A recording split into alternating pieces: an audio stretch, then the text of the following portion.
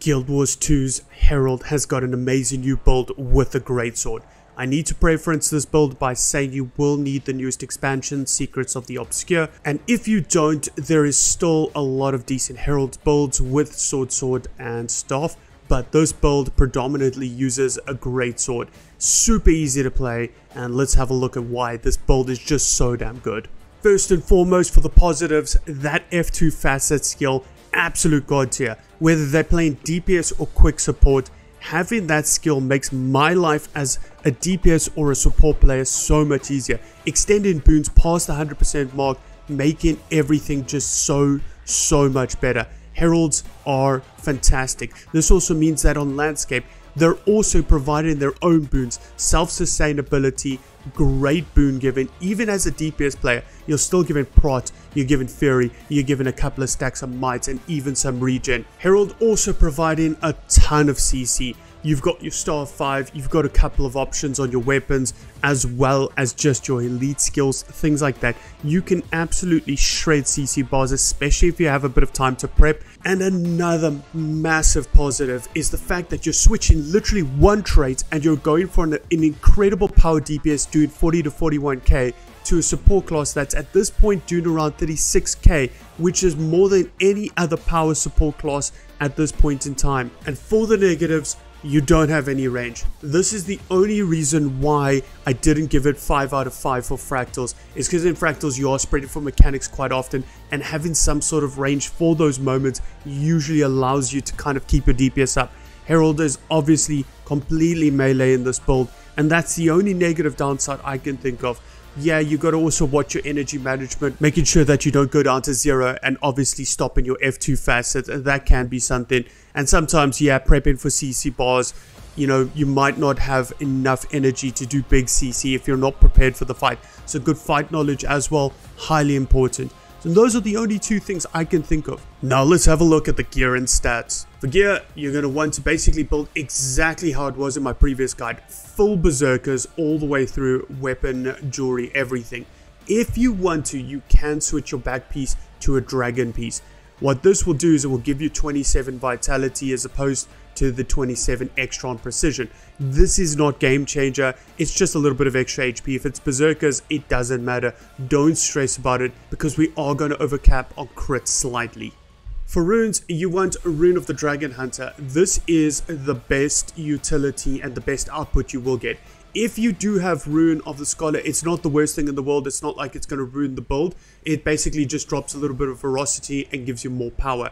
But obviously for this build, we do get more utility out of the ferocity. But don't stress about it if you have Scholar runes. For sigils, for raiding and landscape, I highly recommend Force and Air.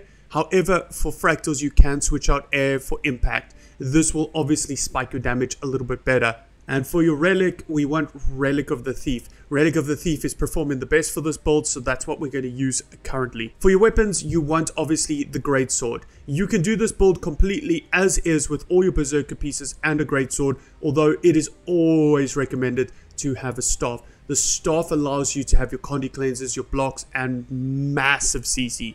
So yeah, always having a staff is brilliant to have. For food and utilities, food, you want something like the sweet and spicy butternut squash, obviously the 100 power, the 70 ferocity. The ascended variants are obviously really good, especially the one that gives you lifesteal on crits. Now for me, I would keep in the back pocket some soul pastries in case you are going to switch over to Quick Herald and you aren't comfortable with the rotation. Having that extra concentration will make the rotation just a little bit easier for you. And for utilities, you want the superior sharpening stones. This is going to give you the better utility even over writs. Also again, in a lot of my builds I never really touched on it, but for infusions, obviously having power infusions is going to allow this build to pop off, especially because we're using Rune of the Dragon Hunter. We're getting that extra ferocity, i.e. that crit magnitude on all of the power.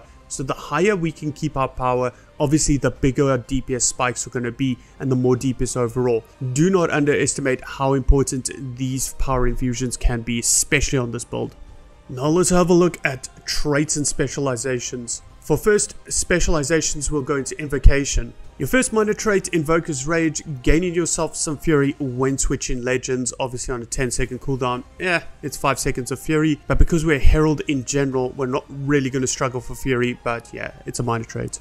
In column 1, Rising Tide is the way to go. 10% increased damage when our health is above 75%. Have a go at your healers if they're not keeping you there. Try dodge mechanics correctly so that you can stay there doing this increased damage. Now, obviously, if you are struggling, especially on things like landscape, maybe some meta events, cleansing channel, when invoking a legend, you remove a condi, so i.e. when you switch between legends, can be fairly good. Glaring Resolve as well, getting some stability and a small heal when you break stuns. So you use things like perhaps your Facet of Darkness to break a stun, and then you can just basically get some stability. This could be fairly good things, especially in some fights like Slothers or things like that, if you are really struggling. Your second minor trait, Ferocious Aggression, obviously massive, doing another 10% damage when you have Fury. So this works well with your first minor trait as well with the extra 10% from your health threshold. This is just big damage. In column 2, we've got two major choices. Spirit Boon is usually the way we go. Obviously, we're mostly going between Shiro and Dragon, so we're getting the 2 might and the protection. These just help you with your boons personally, but also does give it to 5 targets, but the 240 radius is quite small. Make sure your team is stacked up, especially if they are struggling for boons. This will just help them cap their boons. In column 2, the other decent choice is Incensed Response. What this does is you gain might when you grant yourself fury. So basically, if you're struggling for your might uptime, perhaps your healer is not doing it properly, perhaps it's their first time on Druid and they don't know how to generate might, switching to this can help you personally just keep your might up high. And that's fairly important, especially because we have so much ferocity. The other option in column 2, Rapid Flow, not bad if you're on landscape or you're really struggling for heals. What this allows you to do is basically get a 500 heal, some swiftness, but it is on a 5-second cooldown, so you will need to stagger your facets to make sure that you can capitalize on this. But yeah, just be aware of it. It can be fairly decent. Now in column 3, even though there are tempting options, you cannot take anything other than Rolling Mist. Rolling Mists allows your crit to go from 25 by another 25 to 50%. We need that to make sure that we can cap precision. Your second specialization, Devastation. Minor trait 1, Exposed Defenses. Basically getting 5 vulnerability stacks on your first hits of combat. Refreshed when you use an elite skill. We do tend to produce quite a lot of vulnerability.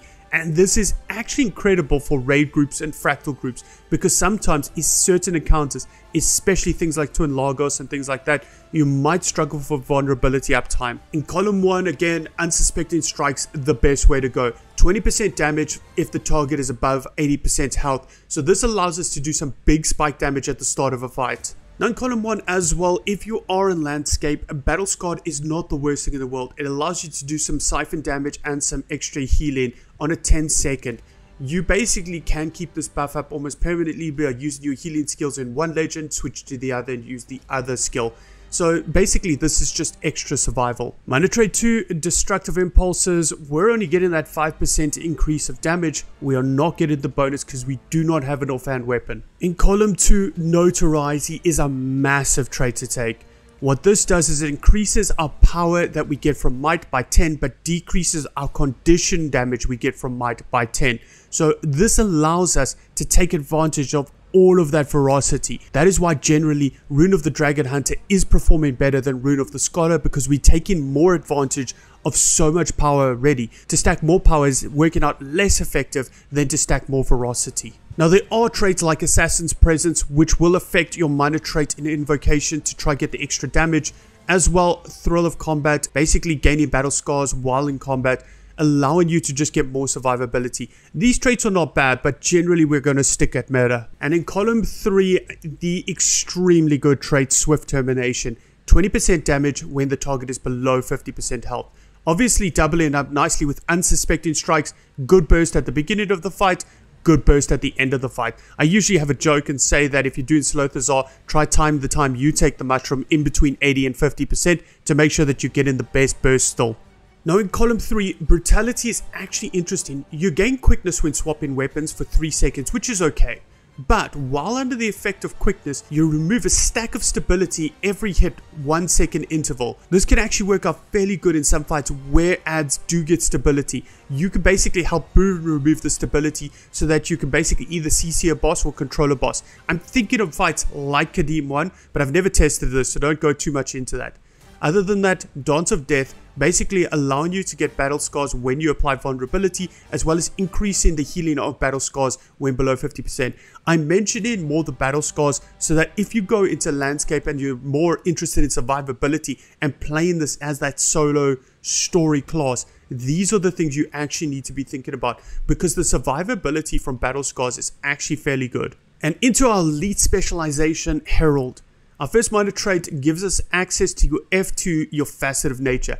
Leaving this on will obviously have different effects on our different stances. Notice you only increase the duration of boons when in your dragon stance, so allowing this to just stay on when in dragon is incredibly good for your boon support. We'll be comboing this majority of the time with Shira, which grants allies lifesteal when they strike. This is incredibly good, not just for raids and fractals, but even on landscape, to allow your team to basically have lifesteal and survive longer. Generally, worst case scenario, we're going into Jealous, which will basically reduce incoming damage as well, so more survivability. Now in column 1, we usually go for core value. What this does is it improves the true nature active skill. So when we use it in Dragon, it will increase the boon duration even further. If we use it in Shiro, it's going to boon rope. And if we use it in Jealous, it basically grants stacks of stability to us. These are fairly important skills. You can obviously have other skills you use. Maybe your team wants you to bring Bubble, so you bring in Centaur for some reason. This also allows you to basically cleanse conditions when bursting the F2 skill. Just take note of this, and maybe at some points in fights you might need to burst it for certain effects. Now if you're on landscape, I do tend to like Elder's Respite. I like the increase of regeneration healing, as well as basically gaining regeneration when struck below the threshold. I do always enjoy myself Rising Momentum. This skill basically increases your movement by 5% for each point of upkeep. Basically activating your facets will increase your upkeep, and this will make you move even faster. This can be good in certain fights, like perhaps the Sabbather if you're doing cannons, to be able to get in and out of the fight ridiculously quickly. So yeah, just have a think about it every fight and just decide which one of these in column 1 you like. Minor trait 2, Draconic Fortitude. What this does is basically increase your health by 10%. Now in column 2, Shared Empowerment. Every time you provide a boon to an ally, which is going to be like all the time, you're producing might as well on a 1 second cooldown. This is an incredibly good skill again to make sure that not only in a raid and a fractal environment are you popping off, but also on landscape, you're just gaining might over and over again. Now, other good skills in column 2, Shining Aspects. Obviously, when consuming your facet skills, you are going to basically get healed for a fair amount. And of course, Hardening Persistence. Basically, when using a shield, you can remove condies as well. You basically get damage reduction for each upkeep point, which is also fairly good for landscape. Minor trait 3, Reinforced Potency. First of all, this skill just gives you free concentration. So even as a pure DPS player, you're still going to be given these boons at longer durations because of this concentration. As well, will gain bonus DPS on every single boon present on you. In our column 3, this is where the build can diverge slightly. Elevated Compassion is how you become a quick DPS Herald. Remember, this is the highest bench in power class at the moment, so ridiculously good. What it does is it provides a little bit of healing per tick, and as well, when your upkeep of skills gets over 6, which is kind of sometimes tough, but you'll understand when I go through some of the skills later in the rotation concept, but even just keeping your facet on is already 2, and using something like Facet of Chaos is 4. This means that we'll get to that 6th threshold we require to basically pulse Quickness. We'll also gain concentration based on power. This is why we don't actually have to change any gear. This will basically boost up our boon duration, and remember, you can switch food if you are feeling uncomfortable. What this will do is we'll pulse Quickness to 5 targets within 600 range and 1 second intervals, but you can see that the quickness provided is going to be more than 1 second. At this point, it's 1.75 seconds of quickness. This means that you don't need to actually trait any concentration other than just through the traits, and obviously your minor trait will be more than enough to cap your quickness, and this is incredibly good. Now the meta trait for pure DPS is Forceful Persistence. This skill is deceptively good. Basically, we'll get a flat 15% DPS increase when we have a skill that requires upkeep. So i.e. in our Assassin's Presence, having impossible odds is basically just while this is active, going to give us 15% damage. We will instead get 5% from Herald skills. Let me explain to you that. Our facet is a 5%er. So if we have the facet and impossible odds on, we're getting plus 20% damage increase. Now, when we go into our Dragon Stance, for instance, instead of getting the 15% damage, we get 5 per a facet kept on. This means that by just leaving on Facet of Nature, that's 5, and if we can leave on 1 or 2 other facets, perhaps Light and Darkness, these 3 will equate to 15%. So anything else we have on during this duration will just be increases. So that's why generally, and you'll see this in the rotation concept, we'll try keep on Facet of Chaos for a little bit of time to try and basically get as much burst in that window as possible, and maybe 1 or 2 other facets. Now, in my opinion, for Landscape, I would use Elevated Compassion. Even though we are obviously losing a lot of DPS, this will give us quickness and a bit of passive healing. The quickness in itself will more than make up for any DPS loss, and you'll basically just provide yourself with permanent quickness. This will allow you to do the most DPS on Landscape and basically make you solo self-sufficient with quickness, might, fury, regen, protection, and the like. You're going to have a really good time like this on Landscape. Let's have a look at our utilities. Your first healing skill, Facet of Light, when left on, will provide you with regeneration to all 5 targets around you, as well as a bit of might due to the traits chosen in Herald. When we infuse the light, i.e. burst the signet, we'll get a decent heal, and for 3 seconds, all incoming damage will be reverted to healing. This is massive for surviving some one-shotting mechanics, as well as just times where you know there's going to be some big damage on you. This also allows you to tank fairly easily. The next utility, Facet of Strength. Facet of Strength will basically just build up might passively when left on. So in a lot of downtimes in fights, i.e. when the boss is phased and you're basically waiting and there's no damage to be done, it's always good to leave this on to try build up a couple of stacks of might for you and your party. When we burst of strength the skill, i.e. burst the facet, it's basically changed now that it is a damaging skill. It will do 2 impacts on 5 targets, fairly decent damage, but will most importantly give us a buff called Burst of Strength. This will give us plus 15% damage for 10 seconds. A good part of this rotation is trying to keep this buff up as often as possible. With Alacrity, we can try and keep it up almost all the time, but it will drop off towards the end of Shiro. Our next utility, Facet of Elements. This will give you obviously a bit of swiftness and some of the might because of the traits we've chosen. This skill, when placed down, will allow a dragon to pulse damage as well as put a couple of condies, but notice that the chill and the weakness is soft CC, so not the worst thing in the world. Generally, these 2 skills, your strength and your elements, will be comboed for some big DPS burst. Your next facet, Facet of Darkness. When left on, this will provide you with some fury and again, obviously some might. When burst, this will create a stun break, a blind, a reveal, and 10 stacks of vulnerability. So that's quite a big skill to use, especially the sunbreak portion. Note you can obviously switch legends and also use the skill when knocked down. So that is a fairly important thing to remember. Don't die in a one-shotting mechanic because you forget about the skill. Notice also, because of the trait Forceful Persistence, we are going to want to try use this, but just leave it on during our entire dragon window so that we can get that extra damage. Your elite skill, Facet of Chaos. This skill is a massive skill. When placed on, obviously this skill is going to provide us with some protection. As well, when the skill is burst, it does some big damage, super speed, and a 232 AoE Defiance Breakbar launch. This is quite a massive skill for either placing targets, CCing, or just general DPS purposes. Notice you might need to delay the skill in some cases for the actual CC. Now let's have a look at Shiro quickly. Enchanted Daggers, your healing skill is extra damage and healing per a dagger. So what we do is we place these daggers on us, we get 6 daggers and they'll do a bit of healing for every hit and also extra damage. That's why when you bench, you want to precast this so that you've got the 6 daggers and it will help you have a good spike at the beginning of the fight. You can obviously, if there's downtime, i.e. phase the boss and you're waiting for the next phase, you can precast this and switch to dragon and get ready for the beginning burst again. Now your other skill, Impossible Odds, a very important skill to be aware of. Basically, this is the main part of your rotation. You'll try to, as soon as you switch over to Shiro, activate this skill, especially if you have a lingering effect from skill 5, because these explosions apparently do absorb Impossible Odds. Even if you've cast the skill in dragon and switch over to Shiro and then use Impossible Odds, the after effect impacts will have impossible odds attached to them, which is quite massive. Basically, impossible odds allows you to do a secondary follow-up strike of a small amount of damage, increases your movement speed, but the delay on the strike is only a quarter second, which means that you're going to get quite a few of these off. This is a massive skill, and also remember, because of our trait Forceful Persistence, this is going to equate to quite a lot of extra DPS. You need to try get this to stay on your entire Shiro rotation. And this is where a lot of the practice is going to happen, is making sure that you've got your rotation down, that you don't run out of energy and drop off either your nature facet or your impossible odds when in Shiro. Your next utility, phase traversal, a leap forward as well as a strike damage. This is fairly good to close the gap on certain targets, but we do have some in our weapon skills, so I wouldn't jump on this too quickly. As well, it does have quite a high energy cost.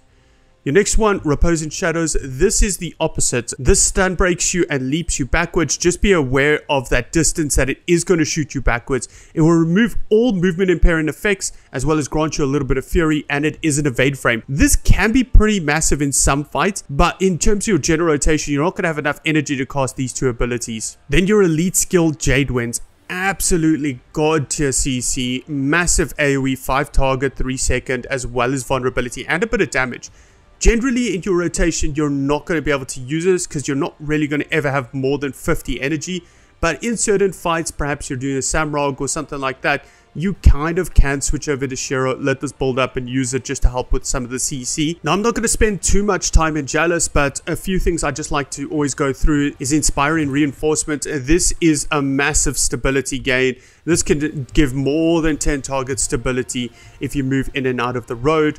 You've obviously got the chains for some decent soft CC, and the hammers will act almost like your impossible odds. So you'll use these skills to basically get your upkeep. So if you're a quickness giver, this will help you give quickness, and if you're a DPS giver, this will proc your forceful persistence. So if that is the case, use the hammers to proc your forceful persistence. Your Rites of the Great Dwarf is a damage reducer for your entire party. As well, your healing skill is a massive Condi cleanse, 5 Condis, as well as some resolution and a big heal. So those are kind of the things you can have a look at. Then I just want to go through the facet. Remember, each facet is unique per the stance you've taken.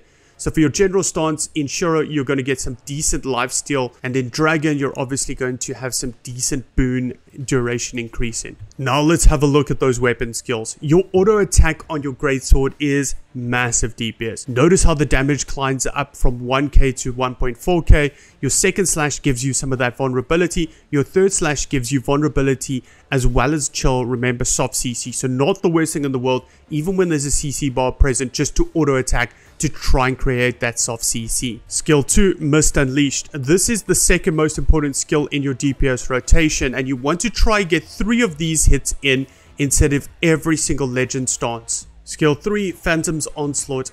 Decent damage as well as a decent gap closer. This skill is fairly good. You want to use this at least once inside of your Dragon rotation and maybe once inside of your Shiro. Skill 4, Imperial Guard. What this does is it basically channels your greatsword for 2 seconds and will block up to 5 attacks. And what you can do is use the skill a second time to basically do some big damage and damage for every block. This is more of a skill that you're not going to use as part of your DPS rotation, but if you have to move out and do a mechanic and you can kind of see a few ways, you know, maybe a couple of puddles you can run through or something to try and get as much utility out of this, you kind of maybe can combine skills 3 and 4 to try get some decent burst as moving back into the boss's range. The most important skill in your DPS rotation is Eternity's Requiem. This is a massive hidden skill that basically does big damage as well as follow-up impact smacks on the boss. We want to use this skill basically off of cooldown. Now let's quickly have a look at the staff as well. Don't forget about how important the staff's auto attack rotation is. It still does some fairly decent damage as well as produces the healing balls that basically land around. So that's a massive skill as well. Remember, the last hit is a combo world finisher. Skill 2, Menender's Rebuke. Some decent healing, some damage, and as well weakness for some soft CC. Don't forget about it. Skill 3, Warden Rift. A decent skill. 2-second channeled block, and this skill is basically what I would use for a lot of times when running in and out of fights to try not die to a one-shotting mechanic. Whether I'm doing some sort of hand kiting on Deimos or something, this skill is incredibly good. Star 4, a renewing wave. This skill basically is a heal, 2 condition cleanse on your whole party, as well as a blast finisher. Generally, I like to use this to try stack a bit of might if I do see a fire field on the floor, and then skill 5, Surge of the Mists. This is always the reason why we take staff on a renegade, because this CC skill is so good. Basically what we're going to do is we're going to charge up, knock ourselves forward, do 8 impacts of 150 Defiance break bar per an impact, and as well as an evade frame and a 120 knockback and some good damage as well. I mean, let's not forget about that amazing damage. A lot of fights, especially like in Samrock CM, if you get the Friends mechanic and you basically can't move and you hit this inside of his hitbox and get all 8 impacts in, you're doing astronomical CC. So this skill, massively good. What I always recommend is if you know CC bars are coming, I would swap early, make sure that you're ready, get in your star 5, do whatever you need to do, some cleanses, some blocks, and then try get back to your greatsword as quickly as possible. Now let's get to the tougher part of the guide, the rotation concept. I'm going to try explain this as best as I can, but obviously I'm going to try and recommend a few shortcuts. First of all, we're only using the greatsword. If you're doing this build and you don't have the staff for now, it's fine. I highly recommend getting it, but for now, just the greatsword is everything you need. At the start of the fight, you want to try and activate as many fats as possible, because first of all, we're going to want to try and make as much use of our forceful persistence as possible. So what you can do is try and activate as many of these as possible. Notice that your energy will start draining, so you want to start your rotation as soon as possible. You're going to obviously start the fight with Facet of Strength, followed up by Facet of Elements off the bat. You're also going to want to get your Facet of Light in and try and get your Facet of Chaos through as quickly as possible. But while all of this is happening, you're going to want to try and use Mist Unleashed, as well Phantom Onslaught, and then into Eternity's Requiem. What you want to do then is switch into your Shiro as quickly as possible and put on Impossible Odds. You're going to want to try and make use of all of those impacts inside of your Impossible Odds so that you're getting as much DPS as possible. So what you want to do is prioritize obviously Mist Unleashed, your auto attack, and perhaps a Phantom's Onslaught, especially if you're not going to be able to hit Eternity's Requiem inside of your Shiro rotation. Once that's done, you're going to want to legend swap as quickly as possible.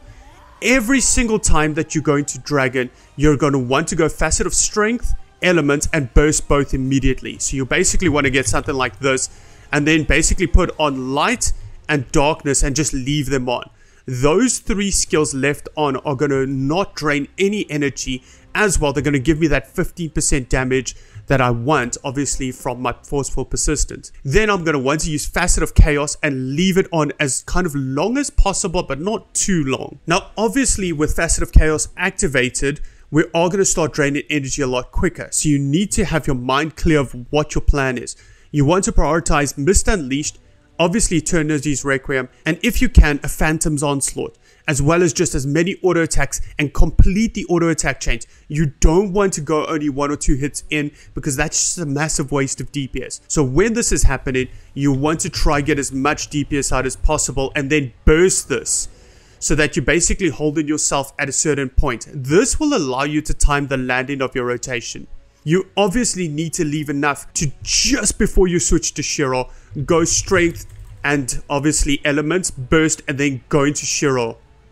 It's very important before going into Shiro to use Strength and Elements, so that A, we've basically got that amazing DPS from Burst of Strength, and B, we're allowing this Elemental Blast, this DPS over time, to go through even in Shiro. Now that does sound complicated, I know, but it's not really that hard when you think of it. Now let me just break it down into layman's terms. Try keep as many facets active as possible. Strength and Elements at the start of your Dragon rotation, Strength and Elements at the end of your rotation. Use your Facet of Chaos and then burst it while you're doing your rotation. Generally, I like to burst Facet of Chaos when I'm around 30%. This allows me to basically time my rotation a bit better and get in a few more abilities if I really feel I want to. Then, I like to try end my Dragon, obviously with Eternity's Requiem, if I can. I know that the timing does get a bit fine with Strengths and Elements, but once going into Shiro, immediately Impossible Odds and carry on with your rotation. This is an easier part of the rotation to kind of plan, because you'll just have this feeling of how much of your energy is just being eaten away from impossible odds. If you are a newer player, don't feel bad to stop impossible odds. Make sure that you're rather getting the idea and the practice of the rotation down, because you can always reactivate it, and then obviously before you get to 0, switch into dragon. Now if at any point in the rotation you've gone to 0 and obviously facet of nature falls off, reactivate it, because the gains from keeping it on are highly immense. The 5% damage for yourself, as well as obviously the boons and lifesteal for your party, are incredibly strong. Now quickly, if you are playing the Power Quickness Herald, switching the traits obviously is the only thing you need to do. Then by just leaving on things like your facet of chaos, you're going to be generating quickness. What you can do for the first couple of rotations is leave things on so that you build up almost a reserve of quickness. And once you get to a certain point, you know, maybe in your second rotation, you're not going to have to worry about this quickness. It's going to be getting towards the 30-second mark, and then you basically just go through your rotation. So obviously in Shiro, your impossible odds will be generating the quickness. And in Dragon Stance, you just want to make sure that you got 6 or over upkeep, and this will basically generate a ton of quickness. This rotation doesn't change anything. You want to do pretty much the exact same rotation if you can help it.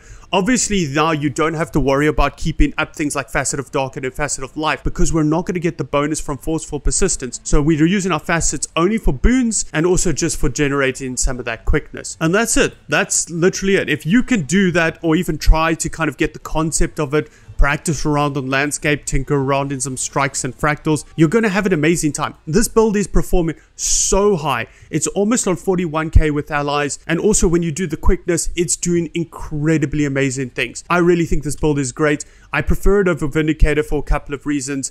I do prefer it because I can use the dodges for survivability rather than DPS. I prefer it because it's doing more DPS in general, and also I do enjoy Herald.